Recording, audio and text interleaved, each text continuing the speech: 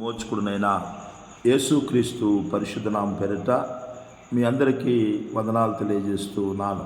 దేవుడు ఈ ఉదయకాల సమయంలో మిమ్మలను మీ కుటుంబాలను బహుగా ఆశీర్వదించునుగాక. విశేషమైన తన కృపచేత దేవుడు నింపి మిమ్మల్ని అందరినీ నడిపించునుగాక. మేలు చేయుటకై దేవుడైన యెహోవా ఎల్లప్పుడూ మీతో కూడా ఉండునుగాక. ఆమేన్. చదవబడిన భాగంలో నుంచి కొద్ది మాటలను మనం ధ్యానం చేసుకుందాం. దేవుని బిడ్డలారా, బైబిల్ గ్రంథంలో మనం గమనించినట్లయితే ఆమోసు గ్రంథము 5వ అధ్యాయము 10వ వచనాన్ని మనం చదివినట్లయితే, అయితే గుమ్మములో నిలిచి బుద్ధి చెప్పు వారిని మీద జనులు పగబట్టుదురు, యథార్థముగా మాట్లాడు వారిని అసహించుకొందురు. దేవుని బిడ్డలారా, దేవుడు ఆమోసు ప్రవక్త ద్వారా ఇక్కడ రాయిస్తున్న మాటలను మనం గమనించినట్లయితే జనుల యొక్క పరిస్థితులు ఎలా ఉంటాయి, వారి యొక్క స్వభావం ఎలా ఉంటుంది అనేది ఇక్కడ చాలా తేటగా బయలుపరుస్తూ ఉన్నాడు దేవుడు. మనుషుల యొక్క స్వభావం ఎలా ఉందంటే, వారు గుమ్మములో నిలిచి బుద్ధి చెప్పు వారి మీద జనాలు పగబట్టే వాళ్ళుగా ఉంటారు. యథార్థముగా మాట్లాడే వారిని ప్రజలు అసహించుకుంటారని దేవుని మాటలు మనకి తెలియచేయబడతా ఉన్నాయి. దేవుని బిడ్డలారా, గత కొద్ది దినాల నుంచి మనము ఎవరి మీద పగబట్టారు అనే విషయాలు మనం జ్ఞాపకం చేసుకుంటూ వస్తూ ఉన్నాం. బుద్ధి చెప్పే వాళ్ళంటే ప్రజలకు పగ, అదేవిధముగా ఎదుటి వ్యక్తి బాగా ఆశీర్వదించబడుతున్నాడనే విషయాన్ని గమనించిన గెరారు ప్రాంత వాసులు ఇసాకు మీద పగబట్టారు. అదేవిధంగా నిన్నటి దినాలు చెప్పుకున్నాము, తన తండ్రి తన తమ్ముడైన యాకోబుని దీవించినందువలన యాకోబుకి అనుగ్రహించిన దీవెనను బట్టి ఏశావు యాకోబు మీద పగబట్టాడు. బైబిల్ గ్రంథంలో నుంచి అంటే ఏంటంటే, తన తమ్ముడిని దీవించటాన్ని చూసిన అన్న ఓర్చుకోలేక తట్టుకోలేక తమ్ముడి మీద పగబట్టి తమ్ముడిని చంపాలి అని అనుకుంటున్నాడండి. ఈరోజు కూడా బైబిల్ గ్రంథంలో నుంచి ఒక విషయాన్ని మనం జ్ఞాపకం చేసుకుందాం. దేవుని బిడ్డలారా, దేవుని బిడ్డలైన మనము పగబట్టే వాళ్ళుగా ఉండకూడదని, నీ పొరుగువాని మీద నీ సహోదరుని మీద నీవు పగబట్టకూడదని దేవుని మాటలు మనకి తెలియజేయబడుతున్నాయి. ఈరోజు ఎక్కడ చూసినా పగలు, ప్రతీకారాలు, కలహాలు, కక్షలు, జగడములు, విభేదములు, విమత్తతలు, అసూయలు, ఇలాంటి పరిస్థితులే సమాజంలో, సంఘాలలో కూడా మనం ఎదుర్కొంటా ఉన్నాం. దేవుణ్ణి ఎరిగిన ప్రజలు సహితము కూడా పొరుగువాని మీద, కుటుంబీకుల మీద, సంఘస్థుల మీద, తోటివారి మీద పగబట్టే వారిగా ఉంటున్నారు. ఒకసారి పరిశీలన చేసుకోవాలి. మన హృదయంలో ఉన్న దానిని ప్రభువు మాత్రమే గమనించగలడు అనే విషయాన్ని మనం గుర్తుంచుకోవాలి. దేవుని దృష్టిలో నీ హృదయంలో నీ పొరుగువాని మీద పగ కలిగి ఉంటున్నావా? నీ తోటివారి ఎడల పగ కలిగి ఉంటున్నావా? లేదా నీ కుటుంబీకుల ఎడలను పగ కలిగి ఉంటున్నావా? బైబిల్ గ్రంథంలో ఒక విషయాన్ని మనం జ్ఞాపకం చేసుకున్నట్లయితే చూడండి దేవుని బిడ్డలారా, ఆదికాండము 37వ అధ్యాయంలో నుంచి ఒక మాటను మనం చదువుకున్నట్లయితే దేవుని మాటలు ఈ విధంగా అక్కడ రాయబడతా ఉన్నాయి. ఆదికాండము 37వ అధ్యాయంలో యోసేపు గురించి అక్కడ రాయబడతా ఉంది. చూడండి దేవుని బిడ్డలారా, ఆయన అతని సహోదరులు తమ తండ్రి అతనిని తమ అందరికంటే ఎక్కువగా ప్రేమించుట చూచినప్పుడు వారు అతని మీద అతని మీద పగబట్టి అతని క్షేమ సమాచారమైనను అడగలేకపోయిరి. దేవుని బిడ్డలారా, ఇక్కడ మాటను మనం గమనించినట్లయితే ఇక్కడ యోసేపు గురించి రాయబడతా ఉంది. యోసేపు గురించి రాయబడతా ఉంది ఇక్కడ. యోసేపు యాకోబుకి చిన్న కుమారుడు. తన యోసేపు యాకోబుకి తాను ప్రేమించిన భార్యకు పుట్టినవాడు ఈ యొక్క యోసేపు. యోసేపుని చూసినప్పుడు తండ్రికి ఎంతో సంతోషము. యోసేపు తండ్రికి ఎంతో ఇష్టంగా జీవిస్తూ ఉన్నాడు. ఒకవేళ అన్నదమ్ములు ఏదైనా తప్పుదమ్ములు చేసినప్పుడు, చెడుతనం చేసినప్పుడు యోసేపు చేసే పని ఏంటంటే తీసుకొచ్చి వాళ్ళ నాన్నకు చెప్పేవాడండి. ఈ ఉదయకాల సమయంలో వాక్యం ఇచ్చిన నా ప్రియమైన దేవుని బిడ్డలారా, మన జీవితాల్లో మన కుటుంబాలలో ఎవరైనా తప్పిదము చేసినప్పుడు ఇరుగు పొరుగు వారికి కాదు మనం చెప్పాల్సింది. చాలామంది ఏం చేస్తారంటే ఇంటి వెనకాలకి ఇంటి ముందు వాళ్ళకి చెబుతూ ఉంటారు ఇలా తప్పు జరుగుతుందని. కుటుంబం గురించి బయట చెప్పుకునే వ్యక్తులుగా ఉంటారు. ఈ ఉదయకాల సమయంలో వాక్యమిచ్చిన నా ప్రియమైన దేవుని బిడ్డలారా, యోసేపు తన సహోదరులు చెడుతనం చేస్తున్నప్పుడు అతను కూడా చెడుతనం చేయట్లేదు, కానీ ఆ చెడుతనం చేసిన తన సహోదరుల నిమిత్తమై తండ్రి దగ్గరికి వచ్చి తండ్రికి చెప్పేవాడు. దేవుని బిడ్డలారా, తండ్రికి తెలియపరిచేవాడు. కనుక మన కుటుంబాల్లో ఎవరైనా తప్పిదాలు చేస్తున్నప్పుడు, చెడు నడతలు నడుస్తున్నప్పుడు, ఒకవేళ పాప బంధకాల్లో బంధించబడి వివిధమైన వ్యసనాల్లో ఉంటున్నప్పుడు వారి విషయమై మనం చెప్పాల్సింది ఎవరికంటే తల్లిదండ్రులకు చెప్పాలి. చాలామంది తల్లిదండ్రులకు చెప్పరు, ఊరు మొత్తం చెబుతారు. ఈ ఉదయకాల సమయంలో వాక్యమిచ్చిన నా ప్రియమైన దేవుని బిడ్డలారా, యోసేపులో ఉన్న మంచి గుణం ఏంటంటే తన సహోదరులు చెడు నడతల గురించి, వాళ్ళు చేసిన చెడును గురించి యోసేపు మరి తన తండ్రికి తెలియపరిచేవాడు. తండ్రికి యోసేపు అంటే చాలా ప్రేమ. తన కుమారులందరికంటే కూడా ఎక్కువగా ఇష్టపడుతున్న వ్యక్తి ఎవరంటే యోసేపు.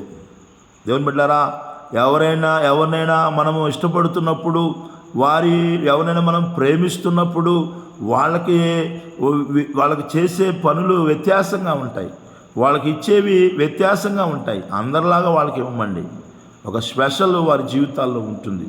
ఇప్పుడు యోసేపు అంటే యాకోబుకి ఇష్టం కనుక యాకోబు ఏం చేస్తున్నాడంటే రంగురంగుల అంగీ ఒకటి యోసేపుకు మరి కుట్టిస్తూ ఉన్నాడండి. దేవుని బిడ్డలారా, గమనించండి. దేవుని వాక్యాన్ని మనం గమనించినట్లయితే 3వ వచనంలో యోసేపు ఇశ్రాయేలు వృద్ధాప్యమందు పుట్టిన కుమారుడు కనుక తన కుమారులందరికంటే ఎక్కువగా అతన్ని ప్రేమించి అతని కొరకు విచిత్రమైన నిలువుటంగి కుట్టించెను.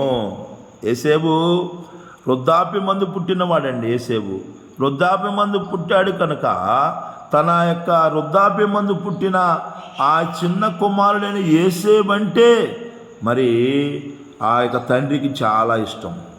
ఈ ఉదయకాల సమయంలో దేవుని బిడ్డలారా, తండ్రి మరి ఇష్టపడి అతని కొరకు విచిత్రమైన నిలువుటంగి కుట్టించాడు. అందరికీ ఒక రకమైన బట్టలు తీసుకున్నాడు, కానీ యోసేపు మాత్రం నిలువుటంగి ఒకటి కుట్టించాడండి.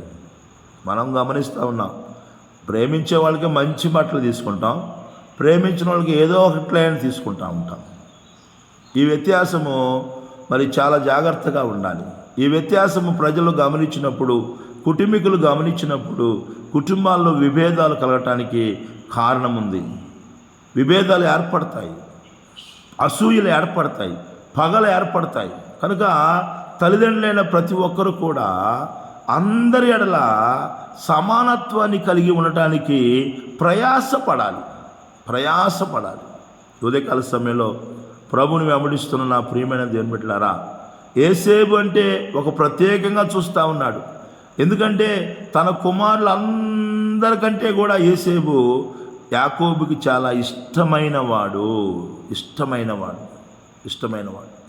ఉదయకాల సమయంలో దేవుని బిడ్డలారా, మరి ఒక లోకానుసారమైన తండ్రికి ఇష్టంగా జీవిస్తేనే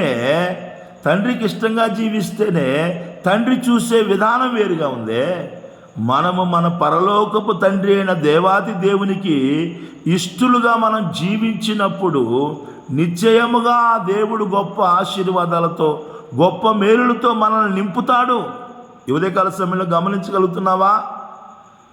లోక సంబంధమైన తండ్రికి ఇష్టంగా జీవించినప్పుడే తండ్రి మనల్ని ప్రత్యేకంగా చూస్తున్నాడే. పరలోకపు తండ్రికి ఇష్టంగా మనం జీవించినట్లయితే దేవుడు ఇంకా గొప్పగా మనల్ని చూస్తాడనే విషయాన్ని ప్రతి ఒక్కరు కూడా గుర్తుంచుకోవాలి. ఈరోజు లోకంలో ఉన్న తండ్రులకి, లోకంలో ఉన్న అధిపతులకి, లోకంలో ఉన్న నాయకులకి, లోకంలో ఉన్న అధికారులకి, లోకంలో ఉన్న ఇరుగు పొరుగు వారికి ఇష్టంగా జీవించడానికి ప్రతి మానవుడు ప్రయాసపడుతున్నాడు, ప్రయత్నిస్తున్నాడు, కష్టపడుతున్నాడు. కానీ పరలోకపు తండ్రికి ఇష్టడుగా జీవించడానికి ఇష్టపడుతున్నావా? ఒకసారి పరిశీలన చేసుకోవాలి. యేసు ప్రభు వారి గురించి రాయబడిన మాట ఏంటంటే, యేసు ప్రభు వారి గురించి ఒక మాట రాయబడతా ఉంది. ఆయన 30వ సంవత్సరం అప్పుడు యోర్దాను నదిలో బాప్తిసం ఇస్తున్న యోహాను దగ్గరికి వచ్చి యోహాను చేతిలో బాప్తిసం పొందుకొని ఆయన ఒడ్డుకు వస్తున్నప్పుడు ఆకాశము తెరవబడుటయు పావురము రూపంలో పరిశుద్ధ ఆత్మ దిగి వచ్చి ఒక మాట చెబుతుందండి. ఈయన నా ప్రియ కుమారుడు, ఈయన నేను ఆనందించుచున్నాను. ఈయన నాకు ఇష్టమైన కుమారుడు, దేవునికి ఇష్టమైన కుమారుడు ప్రభువైన యేసుక్రీస్తు అనే విషయాన్ని మనం గమనించాలి.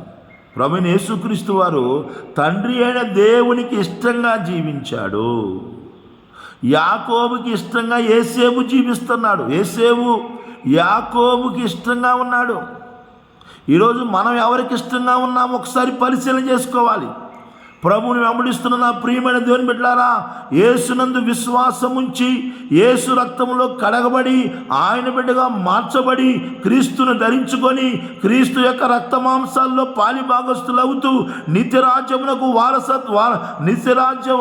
వారసుడిగా మార్చబడి వారసురాలుగా మార్చబడి ఆ మార్గంలో నడుచుకుంటున్న నీవు ఎవరికి ఇష్టంగా జీవిస్తున్నావో ఒకసారి పరిశీలన చేసుకోవాలి. దేవుని బిడ్డలారా, యోసేపు తన తండ్రికి ఇష్టంగా ఉన్నాడు, అందుకని ప్రేమించాడు. పరలోకపు తండ్రి నిన్ను ప్రేమించాలంటే నువ్వు ఆయనకి ఇష్టంగా ఉండాలి. ఇష్టంగా ఉంటున్నావా? ఎవరికి ఇష్టంగా ఉంటున్నావు? ఎవరికి ఇష్టంగా ఉండటానికి ప్రయత్నిస్తున్నావు? ఎవరికి ఇష్టంగా ఉండటానికి ప్రయాసపడుతున్నావు? అంతటి ప్రేమ కలిగి ఉన్న ఆ యొక్క యోసేపును చూసినప్పుడు దేవుని ప్రజలారా, అక్కడ మాట రాయబడుతూ ఉంది 4వ వచనంలో, అతని సహోదరులు తమ తండ్రి అతనిని తమ అందరికంటే ఎక్కువగా ప్రేమించుట చూసినప్పుడు వారు అతని మీద పగబట్టి అతని క్షేమ సమాచారమైనను అడుగులేకపోయిరి. గమనించండి, ప్రేమించటాన్ని బట్టి తన తమ్ముడిని ఎక్కువగా ప్రేమిస్తున్నాడు తండ్రి అని తండ్రి మీద పగబట్ల, సహోదరుడి మీద పగబడుతున్నారండి, తమ్ముడి మీద పగబడతా ఉన్నారు. నేటి కాలంలో కూడా అనేకమైన దైవికమైన కుటుంబాల్లో కూడా దేవుని ఎరిగిన బిడ్డల జీవితాల్లో కూడా క్రీస్తు రక్తంలో కడగబడి ఆయన రక్త మాంసాల్లో పాలిభాగస్తులవుతున్న అనేక మంది దేవుని బిడ్డల కుటుంబాల్లో కూడా అక్కని ఎక్కువగా ప్రేమిస్తుందని, చెల్లిని ఎక్కువగా ప్రేమిస్తుందని, తమ్ముడిని ఎక్కువగా ప్రేమిస్తుందని, అన్నని ఎక్కువగా ప్రేమిస్తుందని చూసి పగబట్టే వ్యక్తులు చాలామంది ఉన్నారండి. చాలామంది ఉన్నారు. ఎందుకు పగ? ఈరోజు నీవు నీ పొరుగు వాని మీద, నీ సహోదరుని మీద పగబట్టావంటే ఎందుకు పట్టావు? నువ్వు ఒకసారి పరిశీలన చేసుకోవాలి, పరీక్షించుకోవాలి. అసలు పగే పట్టకూడదని దేవుడి మాటలు తెలియపరుస్తూ ఉన్నాయి. దేవుని బిడ్డలారా, గమనించండి, యోసేపు మీద పగబట్టారండి, అసూయపడ్డారు. యోసేపు చిన్నవాడైనా అరే ఎట్లా ఉన్నావురా, మంచిగా ఉన్నావా అని పలకరింపు కూడా లేదండి. పగొన్నోళ్ళు పలకరించరు. పలకరించిన మొగం ఒక రకంగా పెట్టుకుంటారు. దేవుని బిడ్డలారా, హృదయంలో పగుంటే ఇతరుల్ని పలకరించలేరు. అసూయ పగబట్టేలాగా చేసింది. తండ్రి ఎక్కువగా ప్రేమించడాన్ని చూసి కొంత సహోదరులు పగబట్టారు. ఈరోజు వాక్యం ఇచ్చిన నా ప్రియమైన దేవుని బిడ్డలారా, తల్లిదండ్రులారా, ఒకసారి పరిశీలన చేసుకోవాలి. కుటుంబంలో ఎవరిని ఎక్కువగా ప్రేమిస్తున్నావు? అందరినీ సమానంగా చూడటానికి ప్రయాసపడాలి. ఎప్పుడైతే భిన్నాభిప్రాయాలు వస్తాయో, ఎప్పుడైతే ఇలాంటి తేడాలు కుటుంబాల్లో ఉన్న బిడ్డలు గమనిస్తారో అప్పుడు వారి మధ్య పగ ఏర్పడుతుంది. పగబడతా ఉన్నారండి, పగబట్టి నువ్వు ఎట్టున్నావు అని మంచి చెడులు అడగటం కూడా లేదండి. చివరికి తన సహోదరులు మందన కాయడానికి వెళితే ఆ మందలో దగ్గర ఉన్న సహోదరుల యొక్క క్షేమ సమాచారం తెలుసుకొని రా యోసేపు అని తండ్రి యోసేపును పంపిస్తే యేసేపులో పగలేదండి, యేసేపులో పగలేదు. దేవుని భయం కలిగి ఉన్న బిడ్డల్లో పగ ఉండదండి. దేవుని బిడ్డలారా, యేసేపుకు దేవుని భయం ఉంది. యేసేపు దేవుని ఎరిగిన వాడు, చిన్నవాడైనా కానీ దేవుని యొక్క భయాన్ని కలిగి ఉన్నవాడు యేసేపు. అందుకనే అన్నలు పగబెట్టుకొని ఉన్నా కానీ యేసేపులో పగలేదు. ఎందుకురా నువ్వు పగబడుతున్నావంటే, మా అన్న నా మీద పగబట్టిండు అందుకనే పగబడుతున్నా అని చెప్పే వ్యక్తులు చాలామంది ఉంటారండి. దేవుని బిడ్డలారా, యేసేపు పగబట్టలేదండి. యేసేపు అన్నలు పగబెట్టుకున్నా కానీ యేసేపు మాత్రము పగ కలిగి లేడండి. అగో అన్నలు దూర ప్రాంతం వెళ్ళారు, అన్నల యొక్క క్షేమ సమాచారం తెలుసుకొని రా యేసేపు అంటే, మంచిది నాన్న నేను వెళ్ళొస్తాను అంటున్నాడండి. నేను పోను నాన్న, వాళ్ళు నా మీద పగబట్టారు, వాళ్ళు నా మీద అసూయపడ్డారు, వాళ్ళకి నేనంటే ఇష్టం లేదు, నాతో మాట్లాడట్లేదు వాళ్ళు అని అనలేదండి యేసేపు. మంచిది నాన్న వెళ్ళొస్తానని చెప్పేసి తన తండ్రి చెప్పిన మాట వింటూ ఉన్నాడు. యేసేపులో ఉన్న మంచి గుణం ఏంటంటే తన తండ్రి చెప్పే మాట వినటం. నా ప్రియమైన దేవుని బిడ్డలారా, ఎవరి మాట వింటున్నాం? ఈరోజు తల్లిదండ్రుల మాట వినరండి చాలామంది. చుట్టుపక్కల లోకల్ ఉన్న అనేకుల మాటలు వింటారు కానీ తల్లిదండ్రుల మాట వినేవారిగా ఉండరు చాలామంది. ఒకసారి పరిశీలన చేసుకోవాలి. ఉదయకాల సమయంలో వాక్యం వింటున్న నా ప్రియమైన దేవుని బిడ్డలారా, యేసేపు తన యొక్క సహోదరుల యొక్క క్షేమ సమాచారం తెలుసుకుందామని వెళుతూ ఉంటే దూరం నుంచి వస్తున్న యేసేపును చూసి అన్నలు దురాలోచన చేస్తున్నారు. ఇదిగో వస్తున్నాడు, వీడు కలలుగానే వాడు వస్తున్నాడు, ఇదిగో వస్తున్నాడు, మనందరికంటే గొప్పవాడు అవుతాడంటే వీడు అని చెప్పి దురాలోచనలు చేస్తూ యేసేపుని చంపటానికి సిద్ధపడ్డారండి. ఉదయకాల సమయంలో పగ తన సొంత తమ్ముడిని చంపటానికి సిద్ధపడింది. నా ప్రియమైన దేవుని బిడ్డారా, పగ ఎప్పుడు కలహాన్ని రేపుతుంది, పగ ప్రతీకారాన్ని కోరుకుంటుంది, పగ మనల్ని అబద్ధికులను చేస్తుంది, పగ మనల్ని పరలోకానికి పోకుండా చేస్తుంది. అందుకనే పగ అనేది మనలో ఉండకుండా మరి ప్రేమ కలిగి నడుచుకునే జీవితాలు ప్రభు ప్రతి బిడ్డకు దయచేయను గాక. దేవుడు మరి యేసేపుని పగబట్టిన వారిని యేసేపు కాళ్ళ దగ్గరికి తీసుకొచ్చేలాగా చేశాడు. పగలేని వాడిని యేసేపుని దేవుడు గొప్పగా ఆశీర్వదించాడండి.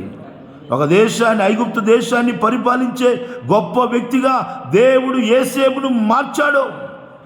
పగబెట్టుకున్న వాళ్ళందరూ కూడా యేసేపు కాళ్ళ దగ్గరికి వచ్చారండి. జాగ్రత్త, ఉదయకాల సమయంలో నువ్వు ఎవరి మీద పగబెడుతున్నావో వాళ్ళ కాళ్ళ దగ్గరికి దేవుడు నిన్ను తీసుకొస్తాడు. కనుక భయం కలిగి, భక్తి కలిగి, యేసయ్య ప్రేమ పొందుకున్న మనము యేసయ్య ప్రేమను కలిగి జీవించవలసిందిగా ప్రభు పేట తెలియజేస్తూ దేవుడి కొద్ది మాటలు మనందరి వినికిల్లో దీవించునుగాక. ఆమేన్.